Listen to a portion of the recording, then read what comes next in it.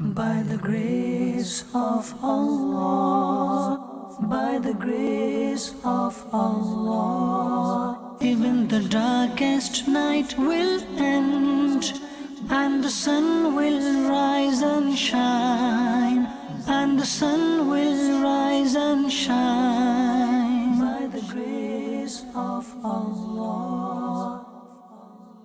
الحمد لله رب العالمين والصلاة والسلام على سيد الأنبياء والمرسلين أما بعد فأعوذ بالله من الشيطان الرجيم بسم الله الرحمن الرحيم. My dear Islamic brothers and viewers of Madani Channel, if you could please recite after me.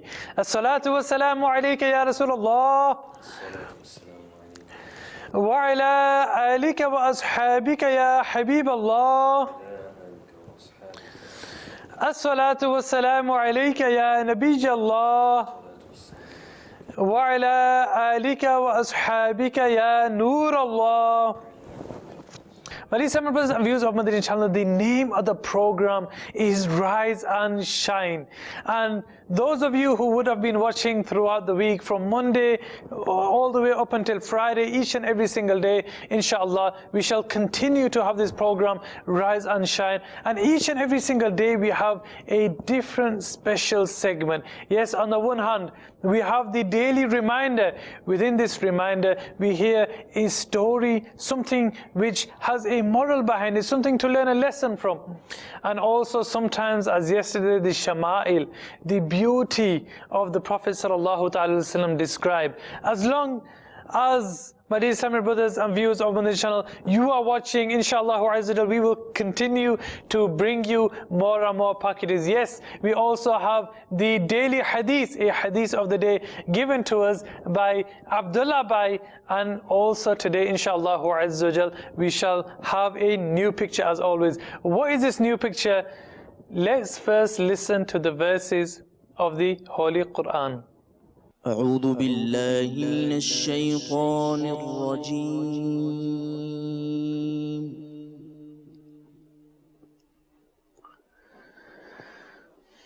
بسم الله الرحمن الرحيم.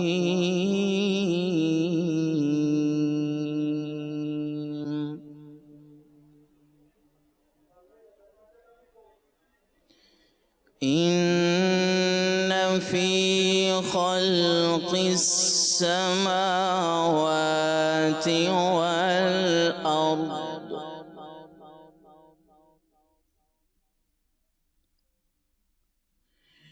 والأرض واختلاف الليل والنهار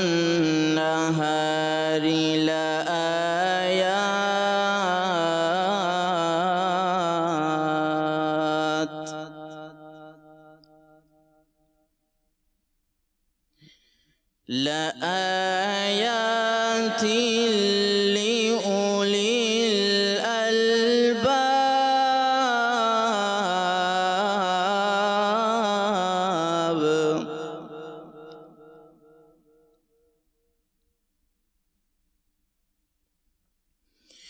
الذين يذكرون الله قياما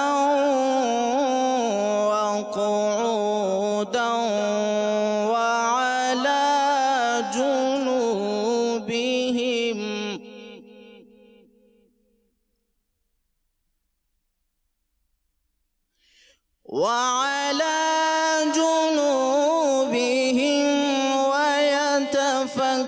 ويتفكرون في خلق السماوات والأرض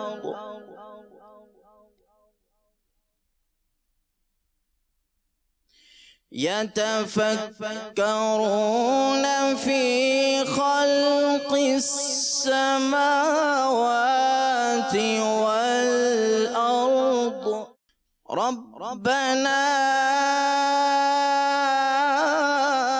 ما خلقت هذا باطلا سبحانك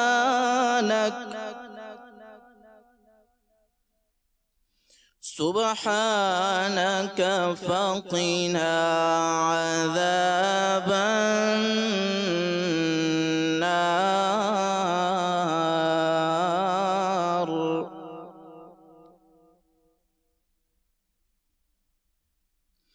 ربنا إنك من تدخل النار فقد أخزيته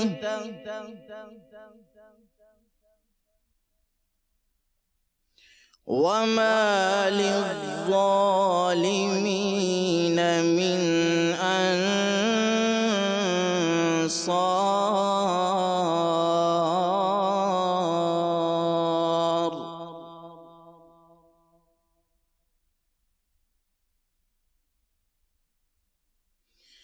ربنا إننا سمعنا مناديا ينادي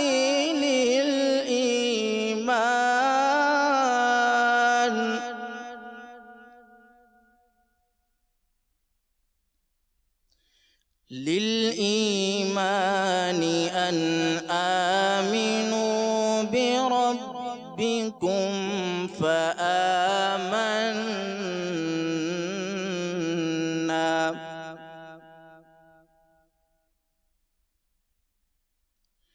ربنا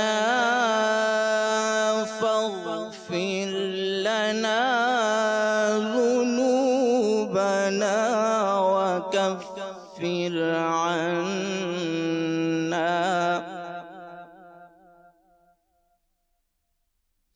وكفر عنا سيئاتنا وتوفنا مع الأبرار.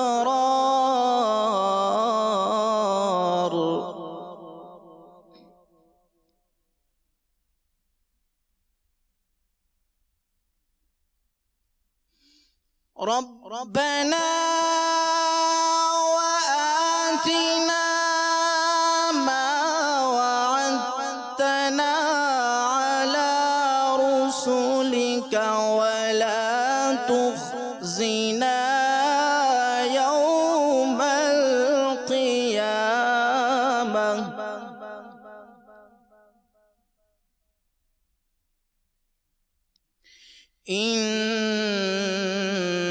إنك لا تخلف الميعاد.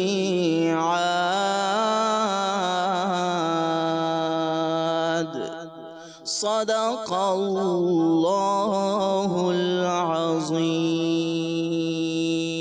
صلوا على الحبيب صلى الله تعالى على Muhammad صلى الله تعالى عليه وعلى آله وسلم. My dear brothers and viewers of Madani Channel, Alhamdulillah Azza wa Jal, what a soothing voice, mashallah, a beautiful voice to be waking up to begin the day with, mashallah, the subhanallah, the verses of the Holy Quran.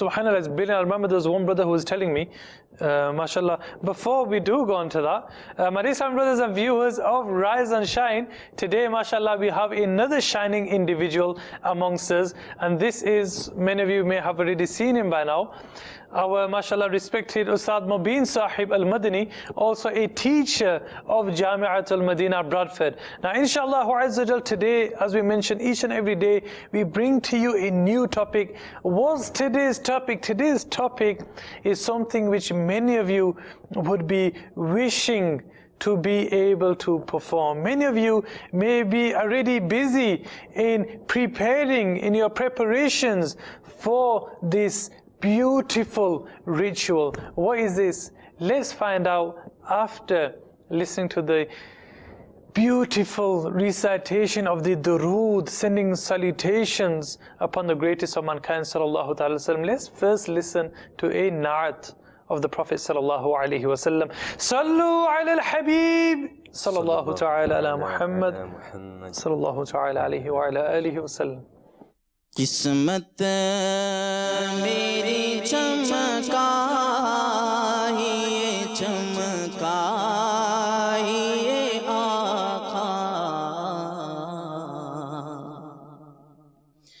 قسمت میری چمکائی چمکائی آقا میرے آقا قسمت میری چمکائی چمکائی آقا قسمت میری چمکائیے چمکائیے آقا مجھ کو بھی در پاک پہ بھلوائیے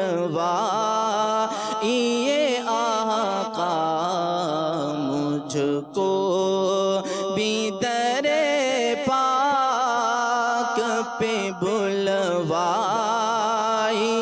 آقا سینے میں ہو کعبہ تو بسے دل میں مدینہ سینے میں ہو کعبہ تو بسے دل میں مدینہ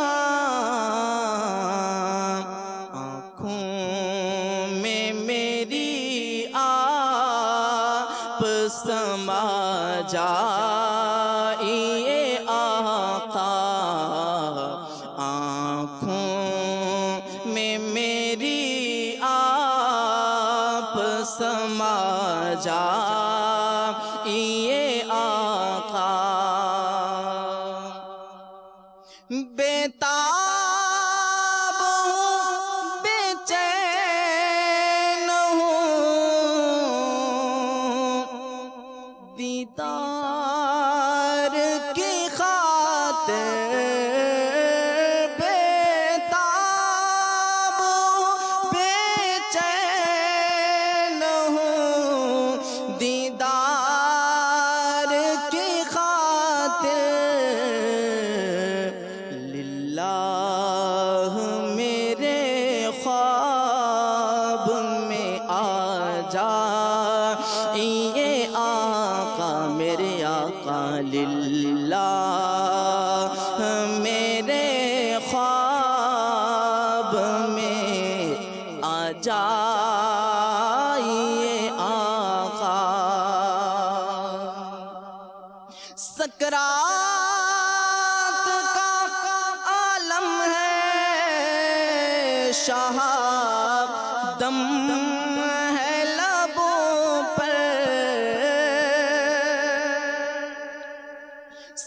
سکرات کا عالم ہے شاہ دم ہے لبوں پر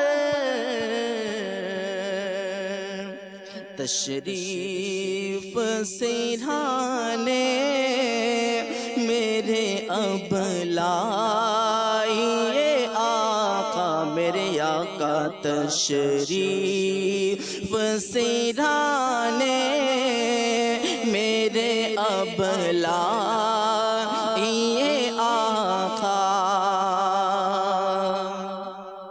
مجرم کو لیے جاتے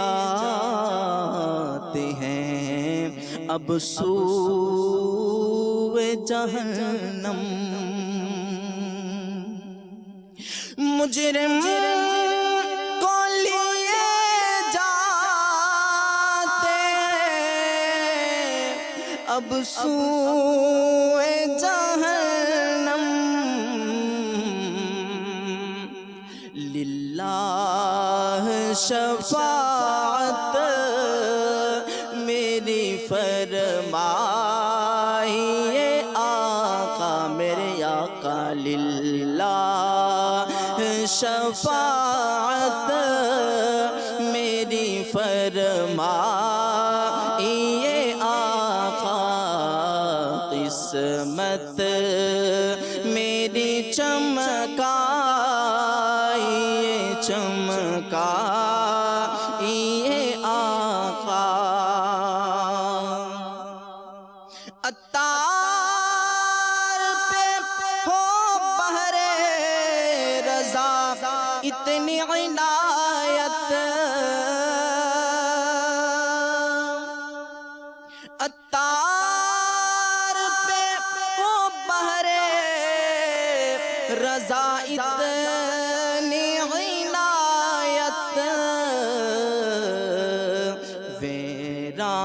वेरानाए दिल के बसा जाइए आका मेरे आका वेरानाए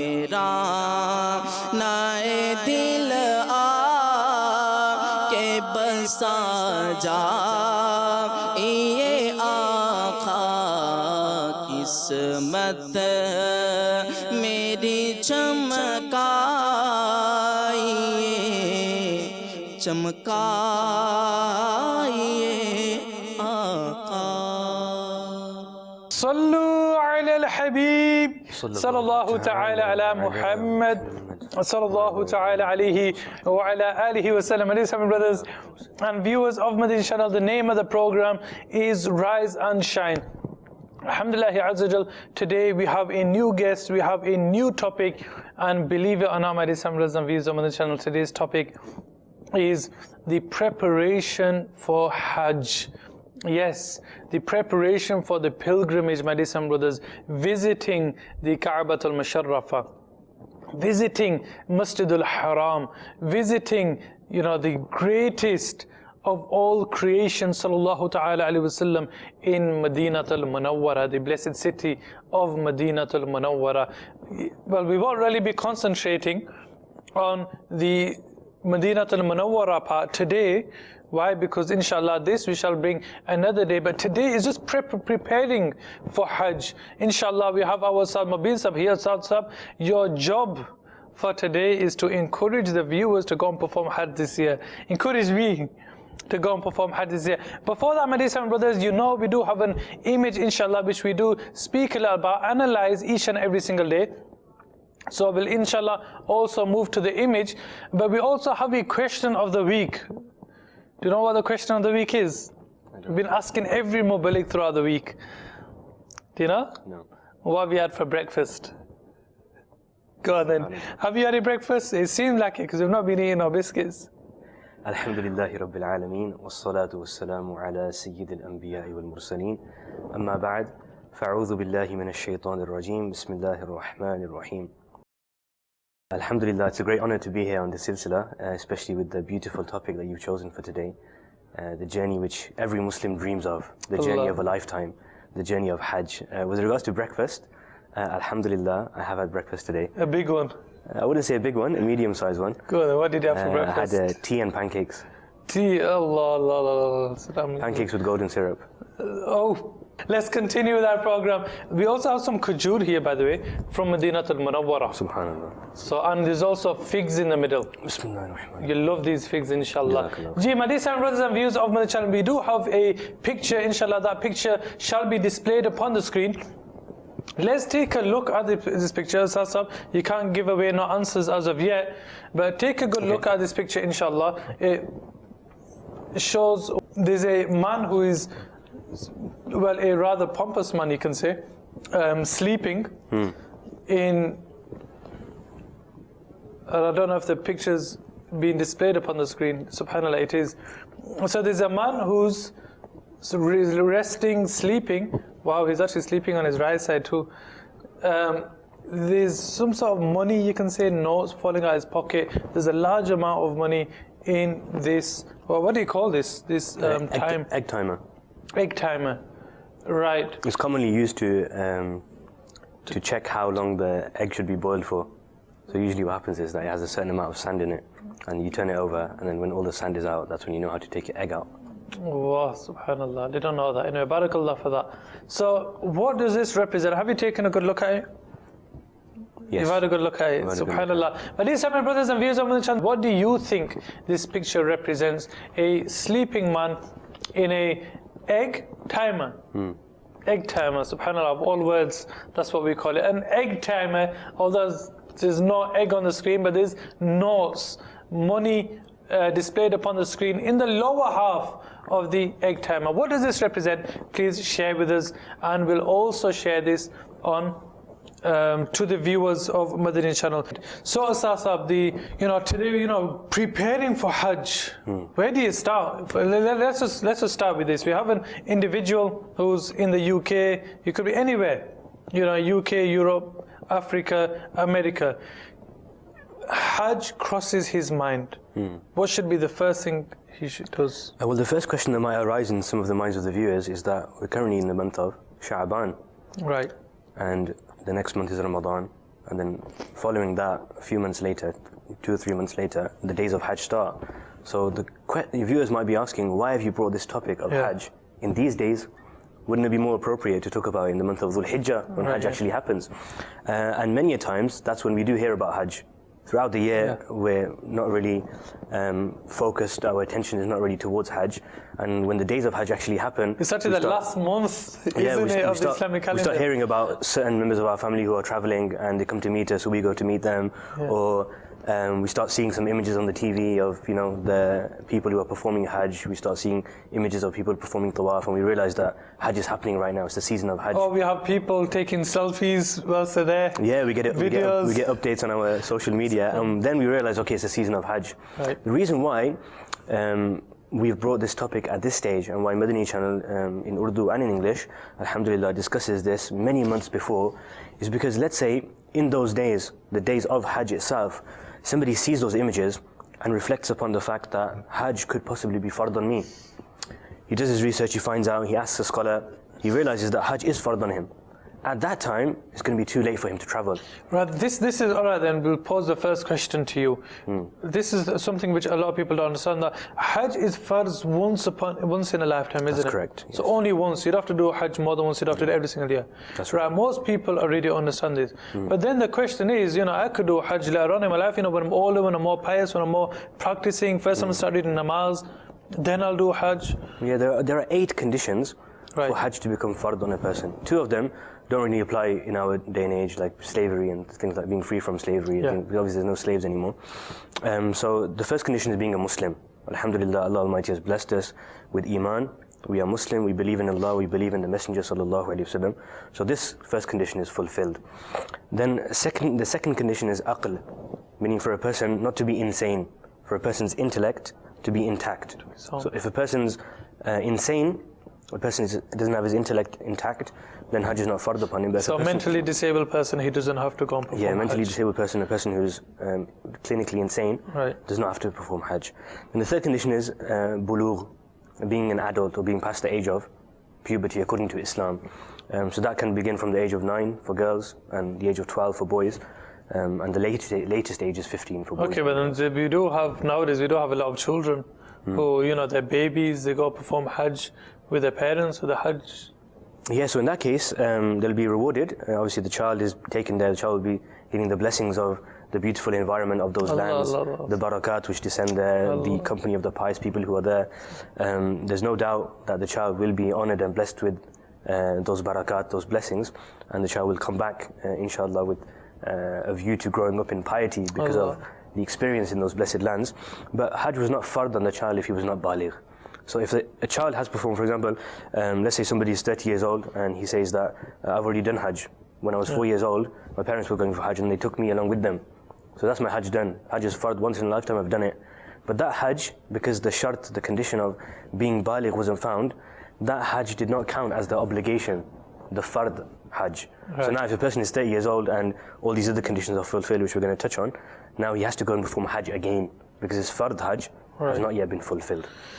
Okay, so going back again, somebody thinks, Hajj. When do people begin to prepare to go to Hajj?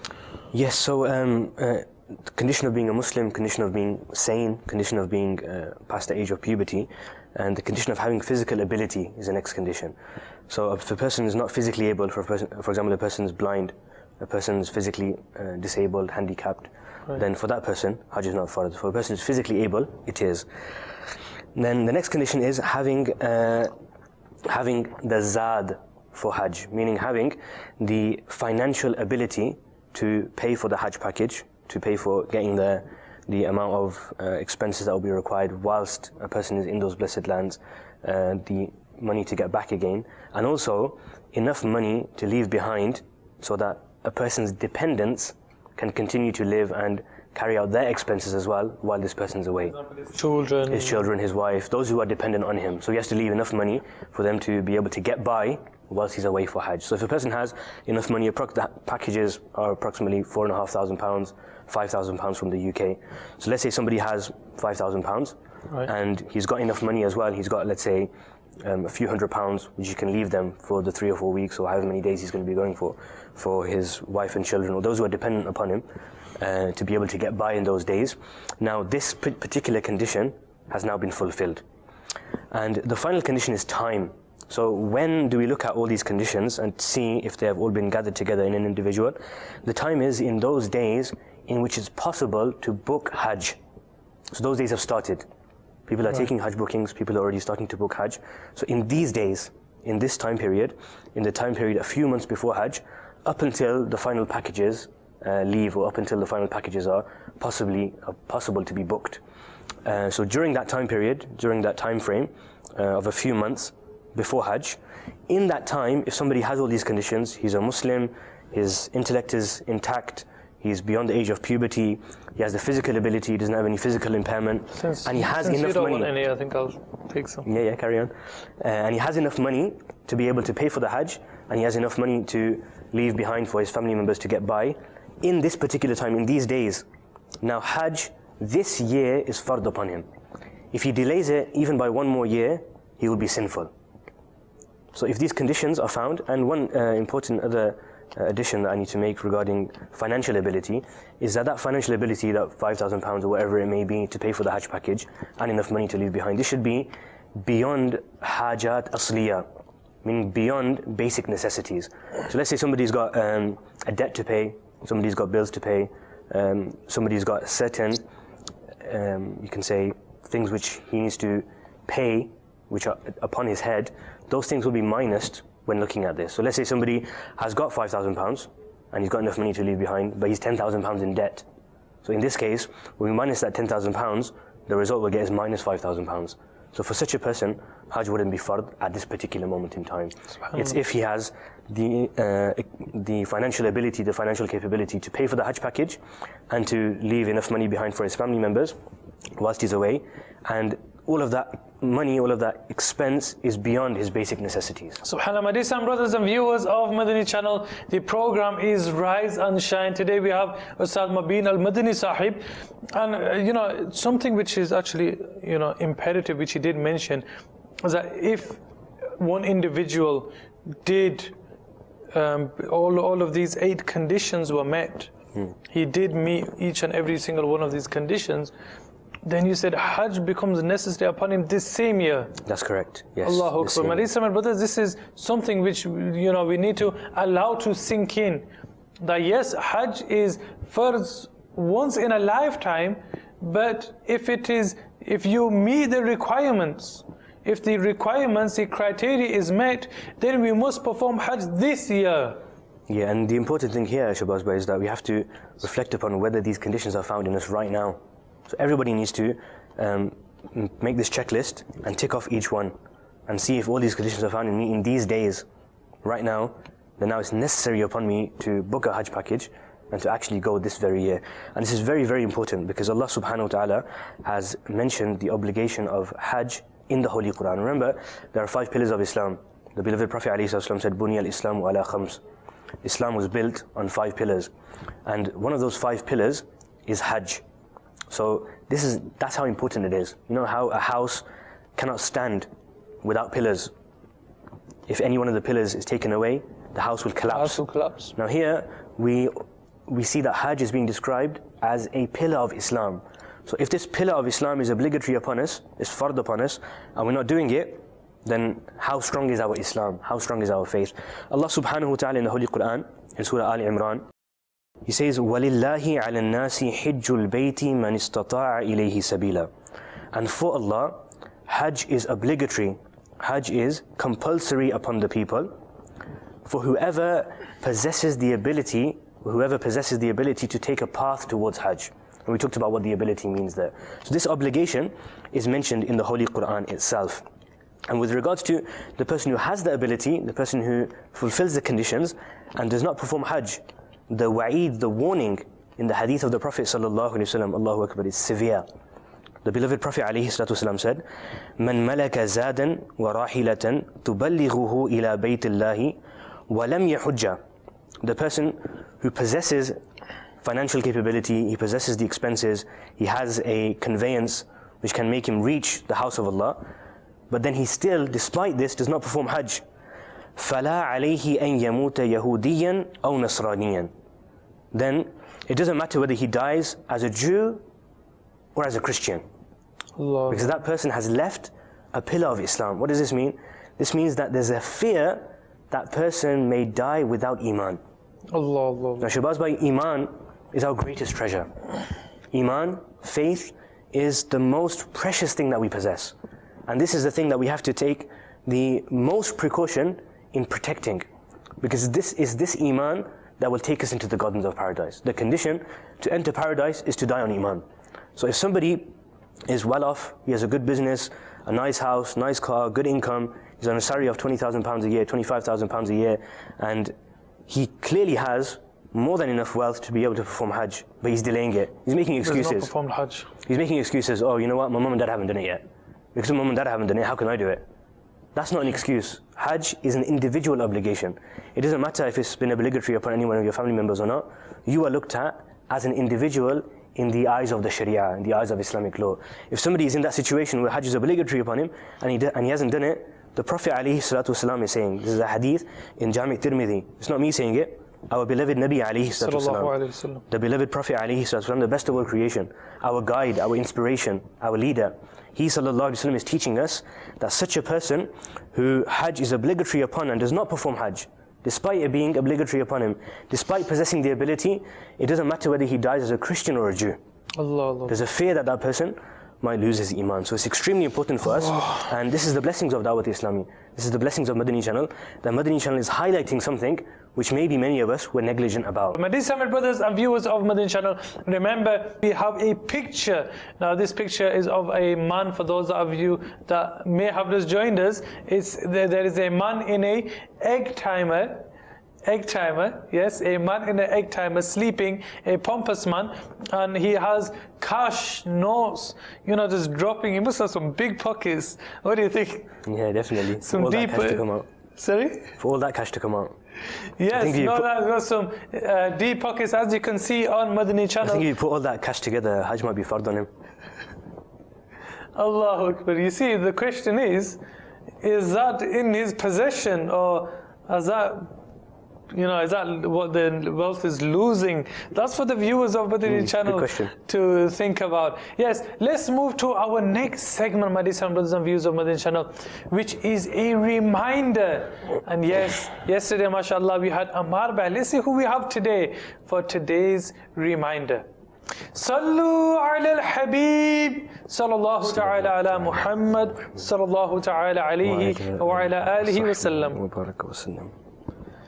By the grace of Allah, by the grace of Allah. Sallu ala al-Habib sallallahu ta'ala ala Muhammad sallallahu ta'ala alayhi wa sallam. A Sahabi Rasul named Sayyidina Sa'id bin Zaid radiyallahu ta'ala anhu owned a house. And a woman called Arwa, she disputed with him regarding some part of the house. So he radiyallahu ta'ala anhu said, give the piece of land to her, as I have heard from Rasulullah sallallahu alayhi wasallam saying, the one who takes even a handspan of land unjustly, he will be made to wear a garland of 7 earths on the day of judgment. So he radiyallahu ta'ala anhu gave the piece of land to the woman. After this, the Sahabi Rasul makes a dua. He made a dua, Ya Allah Azza wa Jal, if she is lying, then make her blind and make her grave in the same very house. The narrator mentions, I saw that woman had turned blind. She used to look for walls by touching them with her hands. And she used to say, I have been made to face this curse of Sayyidina Sa'id bin Zayd radiyallahu ta'ala anhu. Finally, one day she was walking, and in the house was a well.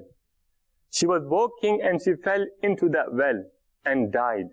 So the same well of the house became her grave. From this story, we get to learn that the consequences of lying are very bad. The person feels the consequences in the world and hereafter as well. Allah subhanahu wa ta'ala has blessed us with a lot of mercies and ni'matin. Amongst them is a tongue as well. The same tongue, if used wisely, can lead a person to Jannat. And if the same tongue is used unwisely, this can take a person to Jahannam as well. The correct usage of the tongue, mentioned by Rasulullah sallallahu alaihi wasallam in the Hadith Pak, Prophet of Allah sallallahu alaihi wasallam mentions, the one who said La ilaha illallah will enter paradise, and paradise will become wajib for him. So we should try to use our tongue in reciting Durood Sharif, use our tongue reciting Quran Pak, use our tongue in remembering Allah subhanahu wa ta'ala, and refrain from committing sins from the tongue. As Rasulullah sallallahu alaihi wasallam has mentioned, majority of man's sins are committed through the tongue. Majority of the sins are committed through the tongue. And lying is only one of the sins committed by the tongue. So we should try our best to refrain this bad habit of lying and always speak the truth. May Allah subhanahu wa ta'ala grant us the ability of being truthful all the time. Ameen bijahi nabiyil ameen sallallahu ta'ala alayhi wa sallam. Sallu ala al-habib sallallahu ta'ala ala Muhammad sallallahu alayhi wa sallam. By the grace of Allah, by the grace of Allah. Sallu ala al-habib sallallahu ta'ala ala Muhammad sallallahu ta'ala alayhi wa ala alihi wa sallam. My dear brothers and viewers of Madani Channel, the name of the program is Rise and Shine. Today we are speaking about how to prepare for Hajj. We just heard the criteria for when one qualifies to be, for it to be necessary upon that individual to go out and perform Hajj this year. Well, as soon as he does qualify to it, doesn't he? Now, many people would be asking that, let's just say Hajj is first upon me, but I want to do Hajj with my mother, I want to do Hajj with my father, I want to do Hajj with my wife. So then, can I just wait till next year? That's all well and good if somebody wants to obviously take their wife with them, take their mother and father with them. But if somebody is not in a position to take them, or that person, the mother and father or the wife, is in a situation where they can't go, but this individual, he possesses all of the conditions, now Hajj will be obligatory upon him. It's not allowed for him to wait to take his mother and father, to wait to take his wife. That's not allowed. Another important thing with regards to if there's any Islamic sisters upon whom, in whom these conditions have gathered, and all the conditions are found, she's got enough money as well herself. A lot of Islamic sisters have a lot of gold after they get married. Sometimes a lot of gold is gifted to them. Sometimes the value of that gold can reach 7,000, 10,000 pounds. So in such a case, gold and jewelry is not considered as a basic necessity. This is beyond necessity. So if the value of that jewelry, and sometimes the jewelry combined with her bank balance or her other personal wealth, reaches a particular amount, which then requires her to go for Hajj, Hajj becomes obligatory upon her. But for a woman, there's an added condition for wujubul ada, meaning Hajj can become fard upon her, but it may not be wajib for her to actually go. Right. That condition is where she doesn't have a mahram or a husband to accompany her on the journey, if the journey is a shari'i journey, which obviously it would be if you. What if she has a cousin brother? A cousin brother is not a mahram. A cousin brother is a non-mahram. A mahram means somebody with whom marriage is forbidden forever. That's the definition of a mahram. So obviously you know that it's permissible for a woman to marry her cousin brother, which means a cousin brother, according to Islam, is not a mahram. A mahram is somebody who is forbidden for the woman to marry forever. For example, think especially these days. Father, her brother, her son, her uncle, not uncle by name, uncle meaning her father's brother or her mother's brother. So these are the people who, meaning the people is not permissible for you to marry.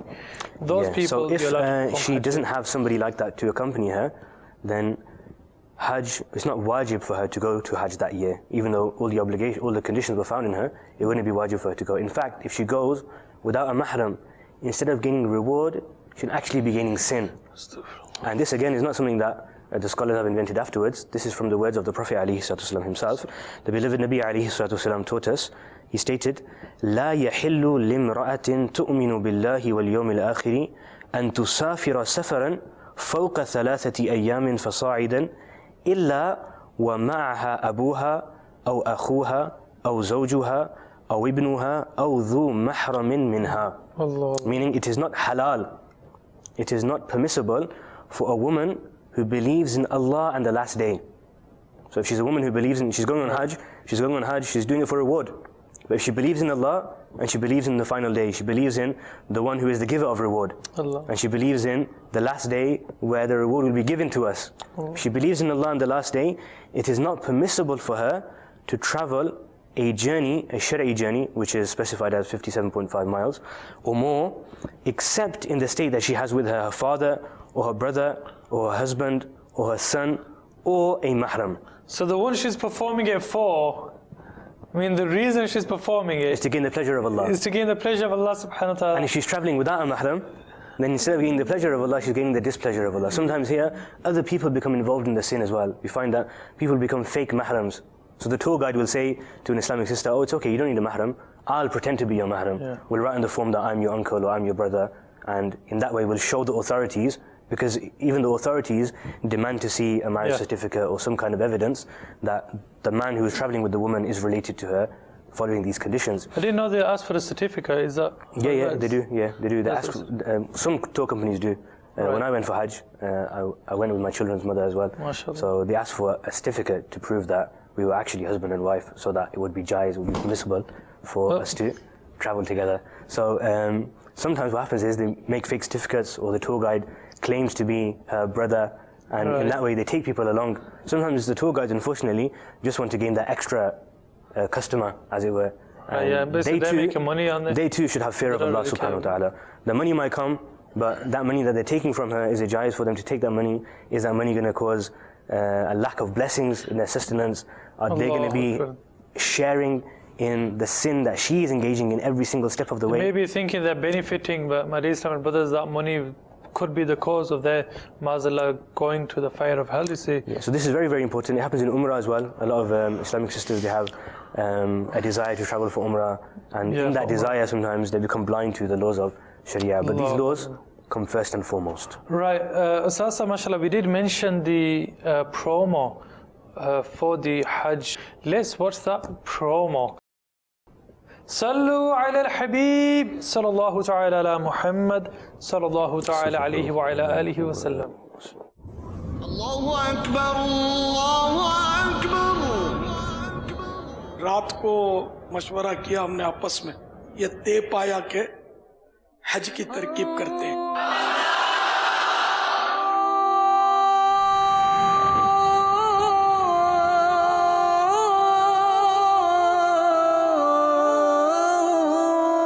साल के बाद आखिर वो मुबारक घड़ी आई कि शेख तरीक़त अमीर अहले सुन्नत हज की सादत हासिल करने के लिए रवाना हुआ। काबे पे उठी जब पहली नजर, क्या चीज है दुनिया भूल गया। रास्ते में बैठकर सहरी का भी अपना मैं मक्के में फिर आ गया या इलाही। अल्लाह अल्लाह अल्लाह अल्लाह अल्लाह अल्लाह बड़ा खूबसूरत मंजर था कि देखिए देख रहे ये पानी उड़ा रहे हैं और ऐसी ठंडक ठंडक महसूस होती थी। खूबसूरत मंजर है ये। अल्लाह अल्लाह अल्लाह।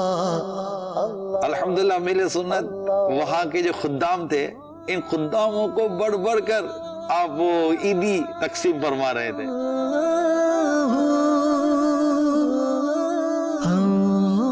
पापा कहाँ चले? मदीने।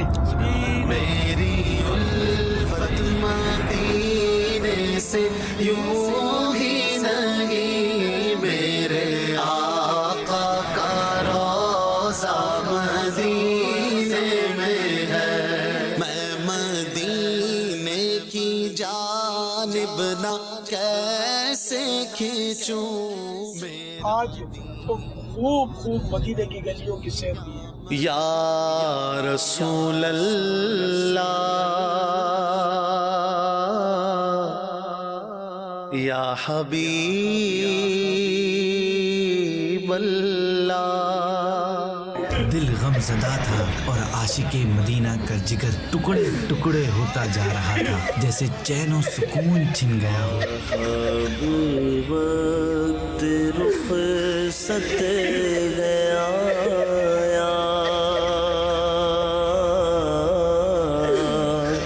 अलवदा शाहे मदीना। सल्लु अलल हबीब सल्लल्लाहु ta'ala ala Muhammad sallallahu ta'ala alayhi wa ala alihi wa sallam. My dear Islam brothers, those were the beautiful views of Amira Ahli Sunnat Damat Barakatum Al-Aliyah when they had performed Hajj last year. Now many of us, it was awesome, isn't it, when we heard Amira Ahli Sunnat is going to perform Hajj. My dear Islam brothers, imagine how the Hajj must have been. So beautiful, no doubt about it. You can just sense the spirituality from here, can't you? Let's talk about the spirituality. Yeah, so if somebody wants to travel to Hajj and they want to know what is the etiquettes of performing Hajj, how can a person gain the most out of that journey, how can a person make that journey a journey of gaining closeness to Allah subhanahu wa ta'ala, then an amazing opportunity now is to watch this documentary and to see how this wali of Allah, how this friend of Allah went and conducted that journey. Because this journey of Hajj is not just a journey. The journey of Hajj is a journey of love, a journey of obedience, a journey of servitude. It's a journey of brotherhood as well. It's a journey of unity. It's a journey where a person humbles himself. So to see how somebody who has millions of followers across the world, somebody who has millions of murids across the world, somebody who is a world famous personality, somebody who countless people across the world look up to as a guide, when he Amir Ahl Sunnat Aliyah went on that journey, how much humility, how much humbleness, how down to earth was he Aliyah on this journey, and how did he connect with every single stage of that journey. Because the journey of Hajj is such a blessed journey.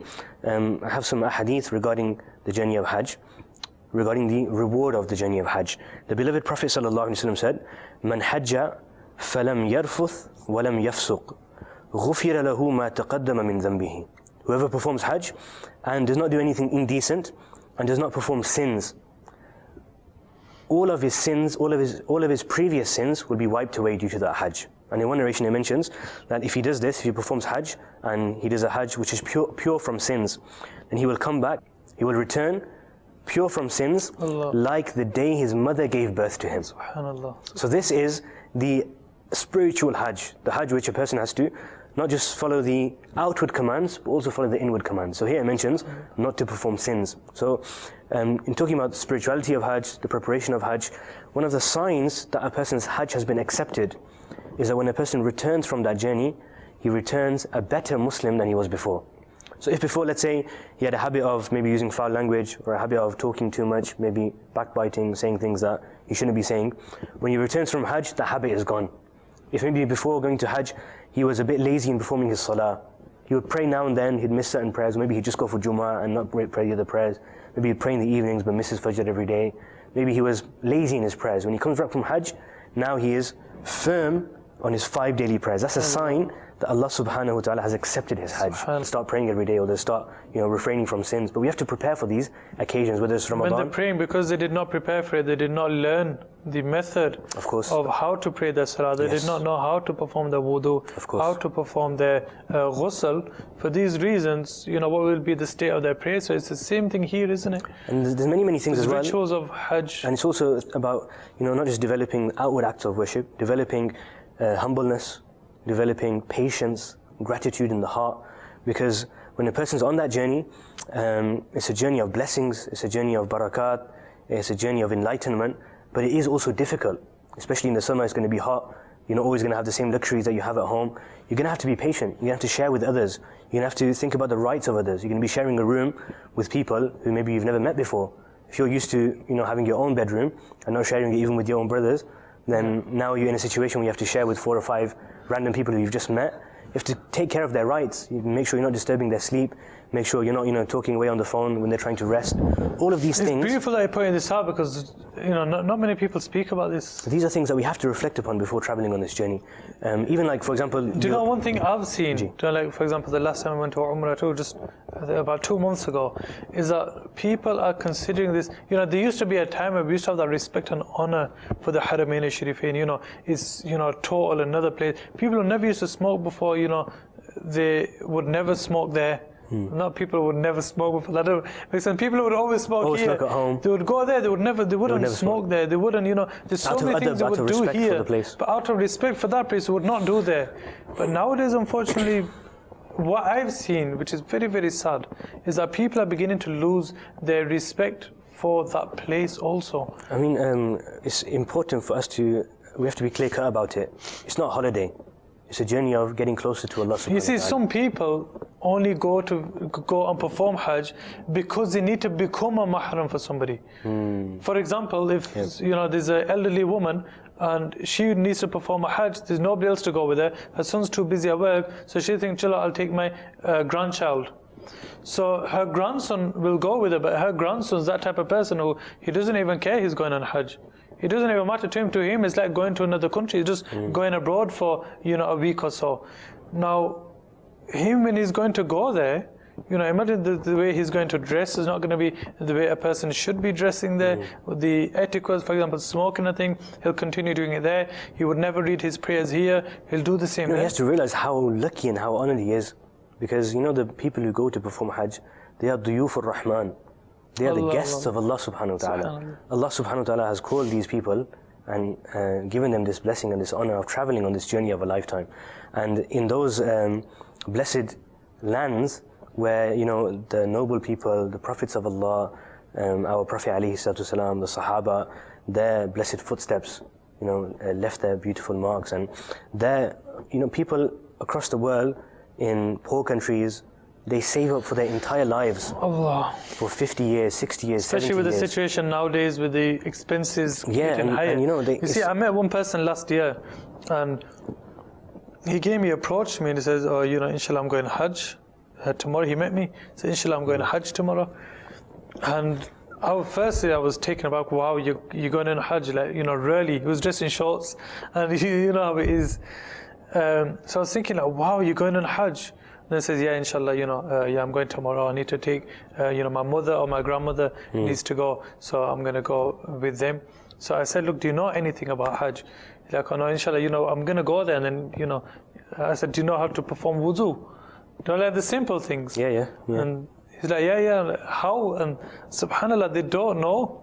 They really do not. This is something you need to ask yourselves. That for example, if I'm to say, "Do you know how to perform ablution?" I think 99% people, possibly 100%, will say, "Yes, I know to perform a wudu." But then if you're to be asked, "How did you learn?" Which scholar did you approach to learn? Ask a basic question: how many fard are there in wudu? How many fard are there in wudu? And what are those fard? Do you know the answer to this? So then, people actually hate some, doesn't it? Oh, in fact, I've only just seen other people doing wudu. And that's the thing, if that's the stay in wudu and salah, which we see people doing every single day, then, and our lack of knowledge is to that extent where we don't even know the fard of wudu, then how, extreme would our ignorance be with regards to Hajj, which we've never even done before, and we're just thinking, okay, we'll go there and we'll just watch other people and we'll just do whatever everybody else is saying. There's a story, it's quite a funny story of a person who went for Hajj like that, and he said to himself that, when I get there, I'll just follow what everybody else is doing. Yeah. So he got there and he saw people that were circling the Kaaba, so he decided, I'm going to circle the Kaaba as well. So he started circling it, and the tawaf wouldn't finish. He was carrying on, and after a few hours, when he's absolutely shattered, he just lies down on the side. Somebody says to him that, Haji Sahib, are you okay? Like, what's wrong? You're absolutely shattered. You're lying on the side of, the Masjid al-Haram Sharif, around the Mataf area. Are you okay? Is everything okay? He's saying, I came here and I just thought I'd follow what everybody else is doing. And the first thing I saw people doing when I came to Masjid al-Haram is circling the Kaaba, so I decided to join.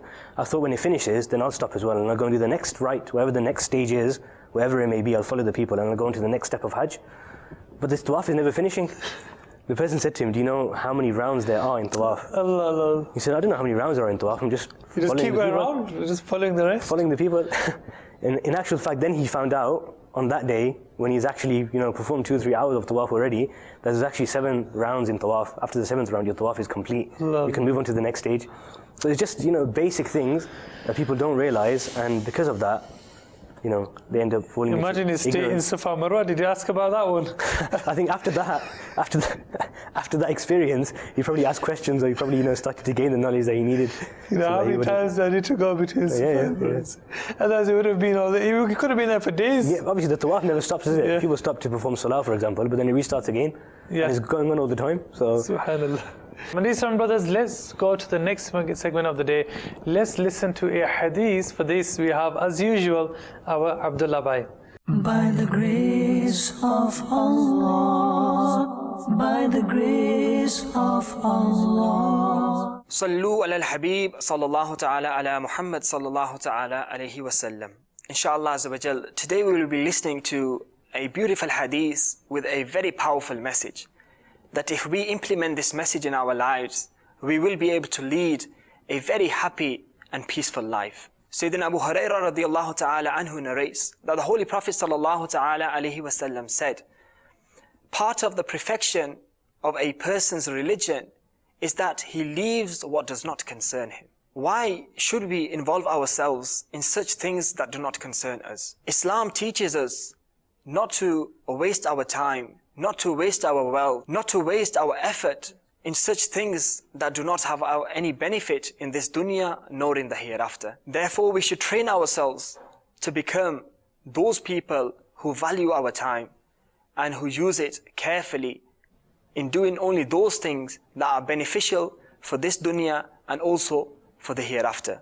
And this hadith, it reminds us that life is too short to be involving ourselves in such things that are unbeneficial or unconcerning to us. And the hadith also pushes us to focus on those things that will benefit us in the dunya and in the hereafter. May Allah Azza wa Jal truly allow us to implement this hadith in our lives. Sallu ala al-Habib sallallahu ta'ala ala Muhammad sallallahu alayhi wa sallam. By the grace of Allah, by the grace of Allah. Sallu ala al-Habib sallallahu ta'ala ala Muhammad sallallahu ta'ala alayhi wa ala alihi wa sallam. Subhanallah, that was about Ustad Abdullah Sahib al-Madani. Subhanallah, was our class fellow. So no doubt you already know him. I do. I know him well. من حسن إسلام المرء تركه ما لا يعني. How beautiful of a hadith, especially applying to today. Why? Because on the one hand, we're speaking about, that picture that we had, the egg timer. Yes. Subhanallah. If you could say a few words. And it's also linked to our topic as well. I mean, a person who's traveling for Hajj really needs to take stock of his time, the time that he's spending whilst he's in those blessed lands. I mean, there are some people who go there and they find that they have a lot more free time, because obviously usually they're at work for 8 hours of a day. Usually they have other activities to do when they come back from work, and they have very little free time. When they go for Hajj, they find that apart from the days where actual rituals are taking place, where they have to go to Arafah, or they have to go to Mina, or for example they have to go to stone the pillars, the Jamarat. Apart from those days, the days which are in between, they find that they have plenty of free time. And in that free time, unfortunately, many of them just spend it shopping, sightseeing. Many of them spend that time, in the restaurants. What do you mean by sightseeing? Sightseeing, obviously there's one sightseeing which is a good sense, where a person goes for ziyarat and a person goes with good intentions. But sometimes people just go to, visit a certain place just so they can get a selfie and say, I've been there, just so they can get the postcard that, I've been there. And they're just ticking it off the list. Meaning for them it's sightseeing. For them it's sightseeing, but there's no with good intentions. There's no real, you can say, spiritual connection to that place. So it's just like if a person was to go to any other historical location without any real positive intention. One is a person going there with the intention that I'm going to gain barakah from that place. It has an attachment to the Prophet ﷺ, a particular incident in Islamic history took place there. I'm going to gain ibrah, I'm going to gain lessons, I'm going to learn from that place. That's beautiful, that's incredible, we should all be doing that. One is that a person is just going there just to get the picture, just to say that, okay, I've been there, just to tick it off the list, just like you would with the other wonders of the world, for example. But this is different. This is a journey where our heart should be spiritually connected to every place that we visit. So we shouldn't be wasting our time. And like you mentioned, the hadith which teaches us about the importance of not being involved with things which don't concern us. So again, involving ourselves with things which don't concern us, this is something which wastes time. When people have free time in the blessed lands of the Haramain, they should spend that time reciting the Quran, they should spend that time doing good deeds, they should spend that time going and performing nafli tawaf, going and spending time in the masjid, rather than just chilling out. So one person might say, look, chilling out on the phone with the Wi-Fi. Nowadays people, Mazallah, watch football and whatnot in the Haramain. Astaghfirullah al-Azim, Allah subhanahu wa ta'ala protect us from this. But Mabima, is something just to, some people may be thinking that, okay, yes, I'm going to perform Hajj, I'm going to perform Umrah, but we don't really get free time. Why? Because, we have to buy such and such thing for my nieces, I have to buy so much for my nephew, my cousins, after, there's a lot of shopping we have to do. It is good to, when you go on a journey, to bring something back for your family members with a good intention, and obviously from those blessed lands, those things which are blessed as well, things which have an attachment directly to the Prophet ﷺ in particular, things which have reward in them, for example the blessed water of Zamzam, the blessed ajwa dates, which I mentioned in the hadith. You want to go and purchase the best of days. MashaAllah, these are all from there also, and very nice days, aren't they? Very nice, very nice. You see, it's with everything. So even, for example, just a fancy... I would suggest that over there, you don't really need to be going shopping every single day for 6 to 7 hours and searching every single shop and checking out every single market to be able to get enough gifts for your family members. Brilliant. Why? Because we know people, ourselves as well, others as well, who have travelled and they've managed to get, mashallah, nice gifts for all of their family members. Sometimes somebody wants a perfect thing, I don't like that one. Just going shopping for maybe 1 or 2 days, a couple of hours on one day, a couple of hours on another day. I think what we need to get here is, my dear brothers and viewers, if somebody else is going, then don't ask them for specifics. Don't say, I would like this, please give me this, and I want it to be like this. I wouldn't know. Just say, look, you're going to a blessed place. Whatever you're going to bring back is no doubt, subhanAllah, there's barakah in it. Bring me back anything you wish. Just leave it as that. Why? Because it'll make it easier for them to... That's a beautiful point of advice. People just, what do? Actually, they do make it difficult. Really, they make it difficult. I want this for my daughters, and I want it to be like this specific type of one. No, that one's too thin. And subhanAllah, it just makes life so difficult there. Where, we've come on a blessed journey, but unfortunately that sensation which we were looking forward to, we're not able to fully gain. Why? Because we're always busy, I have to get this for such and such thing. So it's not really, you don't get that same buzz out of it anymore. I think one of the other things is that we're not aware of the secrets of Hajj as well. So many people, like you mentioned before, don't even learn the outer... Don't worry, Sasa, we are going to be speaking about Hajj another day. This is not the only day. This is just to give a taste to the viewers of Madani Channel. I will allow you to continue with your point, but I thought we'll turn again to show the picture on the screen. So in this picture, again, just to reiterate for those individuals that may have only just joined us, there is a man sleeping in a egg timer with money spilling out of his pocket. What does this represent? First, let's listen to some calls. Let's take some calls, and then inshallah we'll also read some of the comments from social media. Alaikum wa rahmatullahi wa barakatuhu. Muhammad Azhar Attari from Lahore, Pakistan. इस picture के अंदर अगर इंसान को जिंदा गुमान करें कि ये सोया हुआ है, फिर इसके दो जवाब हो सकते हैं कि ये आदमी अमीर है। अमीर आदमी जितना मर्जी पैसा कमा ले, जितनी मर्जी ऐसा भरी ज़िंदगी बसर कर ले, फिर भी उसे अपने पैसे की हिफाजत करनी पड़ती है। और दूसरा, अगर अमीर गरीब दोनों ही गुमान करें तो फिर ये कि हर आदमी इस दौर में ये चाहता है किसी तरह मेरा माल बढ़ जाए, मेरा माल बढ़ जाए। और अगर इस इंसान को मुर्दा गुमान करें कि ये मरा हुआ है, तो फिर मरने के बाद इंसान अकेला रह जाता है, उसकी दौलत वहीं की वहीं पड़ी रह जाती है। Subhanallah, that was, I don't know if you Were you able to hear that? Yes, slightly, faintly. It was a brilliant way of thinking. Thinking of it, wasn't it? Where he's described it as, first if the man's alive, or if the man is dead. Well, he doesn't look dead. He looks like he's asleep. But it was a brilliant point. But what he said is that if the man really is dead, then what does it teach us? That his time has finished. On the top part, his time has finished. I don't know if this is how we put it, but this is what I understood from it. That his time has finished. It's empty, and his wealth he has left behind. He's not taking his wealth with him. He's not taking his wealth with him. The next life. MashaAllah, that was a beautiful one, and it's also in Urdu, a brother from Pakistan, MashaAllah, which also shows that we have callers, people sending in their messages, also from Pakistan too. Subhanallah. Now let's listen to another call. Murad, Ahmed, and Leeds. There's a possibility of it meaning that if you stay asleep, you're losing out on money, I guess, or something. If you're asleep, you're gonna lose a lot of money. It could possibly be true. If someone sleeps through his job, and he's supposed to go to work, and he doesn't turn up to work on time, he might lose his job. And then he might lose his job, so he'll lose his income and his money. It's a bit of a far-fetched explanation, but yeah, well, I think many people, you see, from most of the comments I did receive, many of the viewers were actually referring to the money side of it. But mashallah, there were also those open-minded ones who did refer to the time and the Islamic perspective also. Let's take another call. Assalamu alaikum wa rahmatullahi wa barakatuh. My name is Zishan Ahmed. I am from Glasgow, Scotland. This image depicts that a person, he is heedless about his money. He is careless about his money in the sense that he does not know where it's going, where it's being spent. And the money is just being wasted. And well, yeah, he's being heedless. You can. Subhanallah. Let's take another call.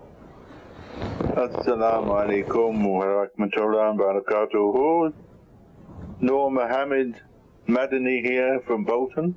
Well, this picture. Wa alaikum assalam wa rahmatullahi wa barakatuh. Noor bhai. If you sleep all day, you are a lazy person, and you carry on that way, eventually all your finances will disappear. You will have nothing left.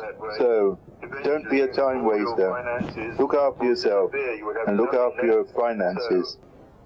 Allahu Akbar, that was the way straight up, wasn't it? Don't be heedless, look after yourself, look after. So it's brilliant that he did touch upon the time part. MashaAllah, brilliant there. Should we go to another call? Yeah, go for it. Let's listen to another call.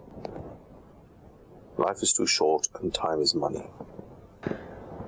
صلوا على الحبيب صلى الله تعالى على محمد صلى الله تعالى عليه وعلى آله وسلم. We were not able to hear some of those calls, but inshallah, please do remain patient with us and continue to send in your calls if you do get a chance. Not long left, but we will inshallah play your calls. Now, just some views. I saw some brilliant ones, so I thought I'll read those out. Many people did say, time is money. Although I would like to express that no, time is not money. Time is much more precious than money. You can make more. You can make more money. You can't make more time. And this is why we spend all our time. What do we spend all our time? What? Making money. But then what happens? No matter how much money you make, when your time's gone, there's nothing you could do with that money.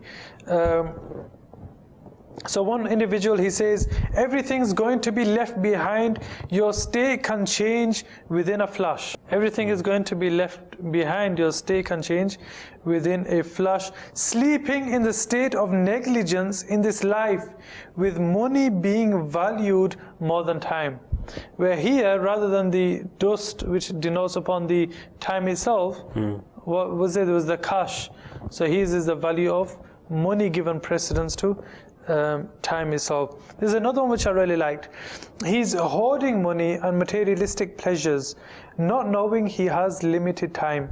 All his time has been given to obtaining wealth. That's why there's a huge mound of banknotes.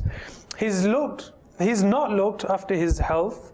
He's a little on the podgy side and seems like he snores. Was it a video or a picture? This is a comment. Subhanallah. How did they hear the snoring? Allah Akbar, no idea. Wow. I was reading about snoring. I think those people who lay on their back, they're more likely to snore, I think. This person was laying on his right side, wasn't he? Well, people do. Some people, when it comes to snoring, Allahu Akbar. I'm just intrigued as to how this person had such a great insight to derive that from a picture. MashaAllah. Health is his actual wealth, and he's dying because sleep is the sister of death. Brilliant. Sleep is the sister of death. His time is coming to an end. His time is coming to an end, and he is trapped.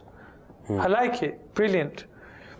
He's been giving his time up to money, and now he has no time to actually do anything with it, which renders it useless. Lots of wasted time and wealth. Plus, he's not trained himself to sleep the Sunnah way, which is sad. Another one, time management. We spend half of our time in gaining wealth and the rest in resting, be that sleeping or eating, etc., in order to gain more wealth.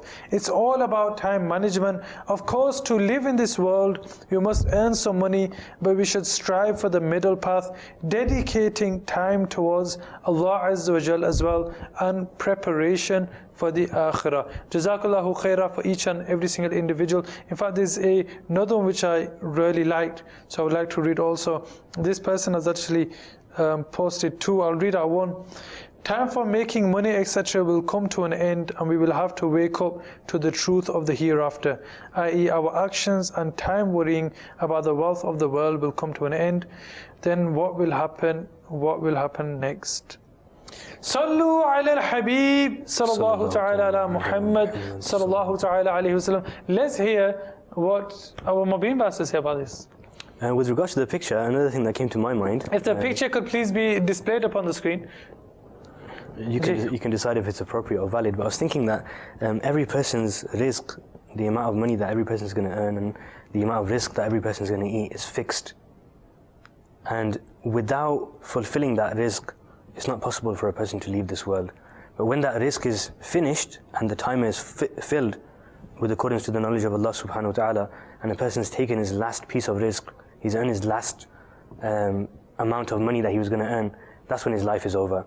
And it's not something that we should be really chasing after, because Allah subhanahu wa ta'ala has guaranteed for us our rizq in this world. SubhanAllah, it's brilliant what you said, but I'm just wondering, how did you get that from the picture?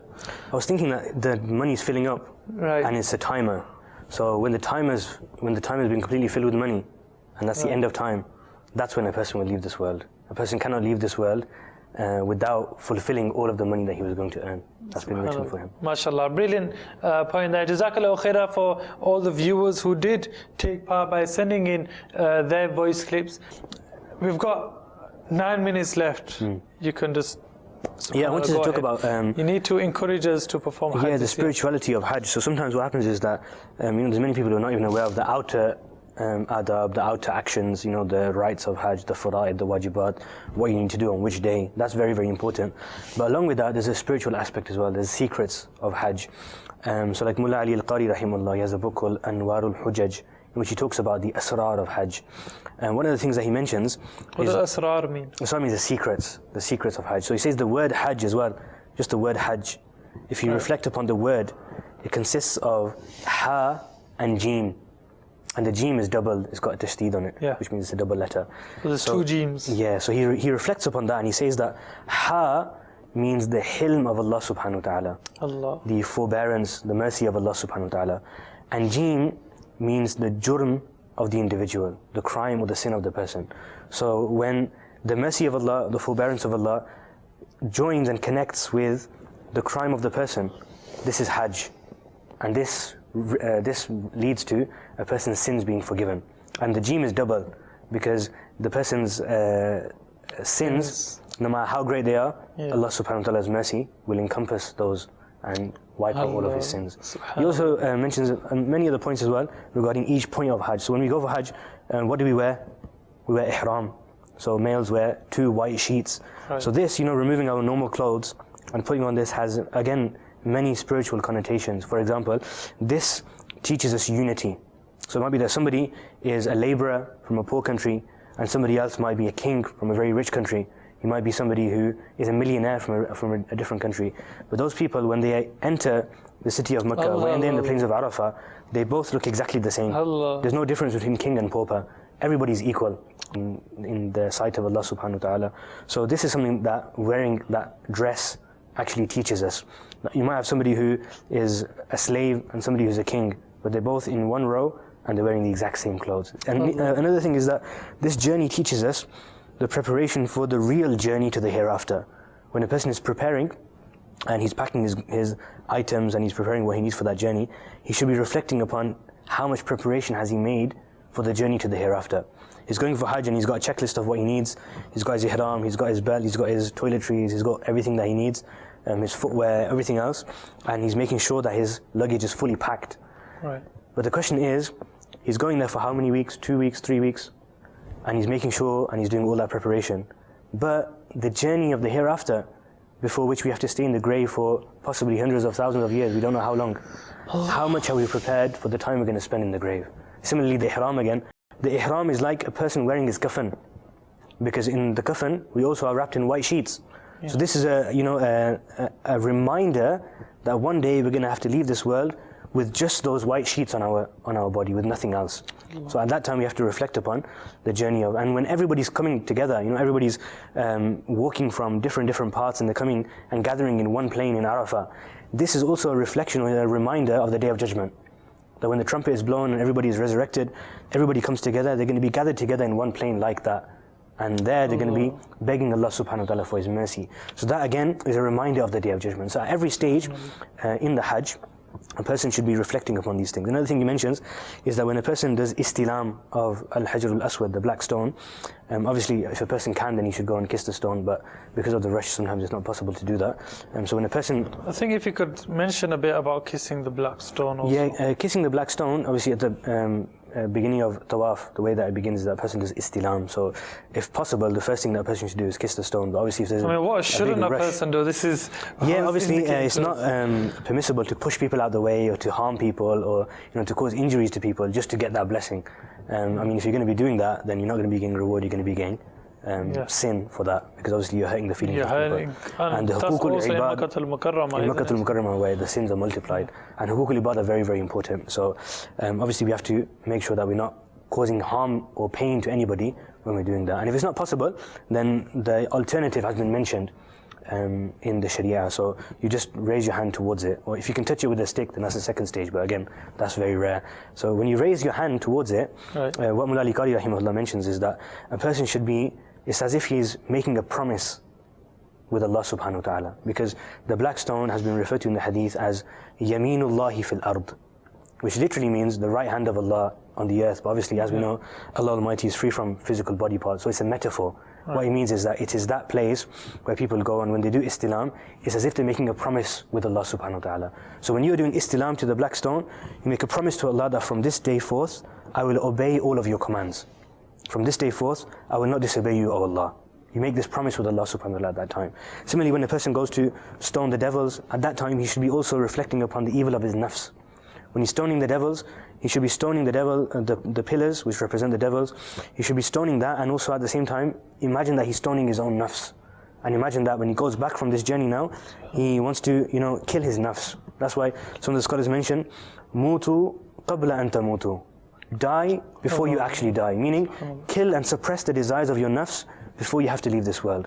Because it's the nafs and the desires of the nafs which can lead you to fall into sin and disobedience of Allah subhanahu wa ta'ala. Another point which is mentioned regarding the secrets of the spirituality of Hajj is that we do tawaf anti-clockwise. Right. A person might think that why don't we do it the other way? Yeah. Why don't we do tawaf clockwise? Why do we do anti-clockwise? But there's wisdom in every single action that we do, subhanAllah. And there's wisdom in this as well. So this also teaches us that just because we don't know the wisdom of a particular hukam, doesn't mean there's no wisdom in it. Every single command in Islam has a wisdom. Whether we know it or not, that's a different story. Right. So here, some of the scholars have mentioned that from amongst the countless wisdoms of this, undoubtedly the countless wisdoms of this, one wisdom that some of the scholars have mentioned is that when we do tawaf anti-clockwise, our left side is towards the Kaaba. Why is that significant? Because our heart is located on the left side of our body. Allah. So it's as if, as we are doing tawaf, the left side of our body is closer to the Kaaba, and the action of tawaf and the action of that side of the body being closer to the Kaaba is purifying our heart. So these are all of the things that we can think about. And one of the point Mufti Qasim Sahib, our honorable teacher, Hafizahullah Ta'ala, he mentioned, is that when a person, from some of the awliya that they mentioned, that when a person is in Makkatul Mukarramah, you should recite Durood Sharif in abundance. And when a person is in Madinatul Munawwara, he should do the dhikr of Allah Almighty in abundance. Why? Because when he is by the house of Allah, when he is by Baytullah, when he is by the house of Allah, there he should do that act of reciting peace and blessings upon the beloved of Allah subhanahu wa ta'ala. So when he's by the house of Allah, the owner of that house, Allah subhanahu wa ta'ala, the king of that house, the master of that house, Allah subhanahu wa ta'ala, whose most beloved is his beloved Prophet sallallahu alaihi wasallam. When he sees his servant in the vicinity of the house of Allah, the house that Allah owns, reciting peace and blessings upon his beloved sallallahu alaihi wasallam, this will become a means of the pleasure of Allah subhanahu wa ta'ala. And similarly, when he's in Medina Sharif, he's in the qurb, the closeness of the Prophet sallallahu alaihi wasallam, and he recites dhikr of the beloved Lord of the Prophet sallallahu alaihi wasallam. The Prophet alayhi wasallam will observe that and become happy with that person. Subhanallah, I hate to have to stop you there. MashaAllah, Jazakallahu khairah for joining us today. My Islamic brothers and viewers of Rise and Shine. Yes, today, rise and shine. Wake up and begin to prepare, inshallah, for Hajj. Let's leave it there, my dear brothers. Don't forget, each and every single day, rise and shine by doing what? By sending durood upon the greatest of mankind. Sallu ala al-Habib. Sallallahu ta'ala ala Muhammad. Sallallahu ta'ala alayhi wa ala alihi wa sallam. By the grace of Allah, by the grace of Allah, even the darkest night will end, and the sun will rise and shine, and the sun will rise and shine. By the grace of Allah.